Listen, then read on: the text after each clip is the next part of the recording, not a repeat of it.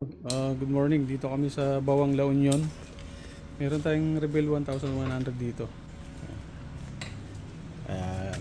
Naka-pipe na rin si boss, oh. Pero balak niyang palitan. Kakabitan namin ng mga accessories. Ito yung mga kakabit namin, oh. Ayan, windshield. Ayan, dami. Dito may manual siya. Saka yung fender extension front, radiator cover. Ito, crash guard. Saka yung backrest. Saka tong agrapovic pipe. Okay. Medyo madami-dami to. Ito pa. Yung PDD niya, auxiliary light. Saka yung ito, yung horn, tornado. Lakas to.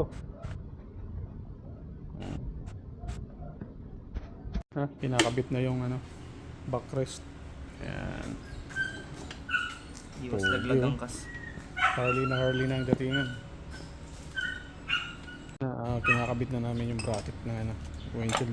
Medyo madugo yung kabit ng yung bracket. Daming dudukutin. Kailangan taga-Quiapo kayo bago nyo may gabi. Nakabit ko na yung radiator cover. Ako na naggabit. Busy masyado si Ian.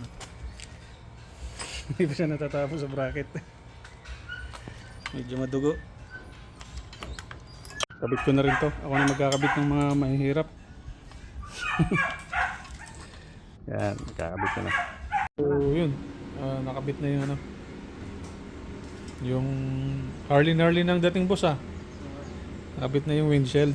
Yan, ang laki na. Saka yung crash guard. Malupit talaga to si Ian Bills. So kinakabit na yung auxiliary light dito, pinalagay ni boss sa crash guard. Bagger na naman. Vlogger yan, bagger. Nakakabit na yung horn. Yan lakas niyan. So yun, natapos na namin yung Honda Rebel. Ito yung nakabit namin, no. Windshield.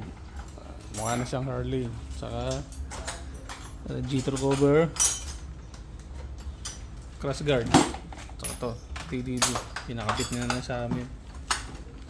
Saka yung pipe nya, ito backrest. Start nga natin yan.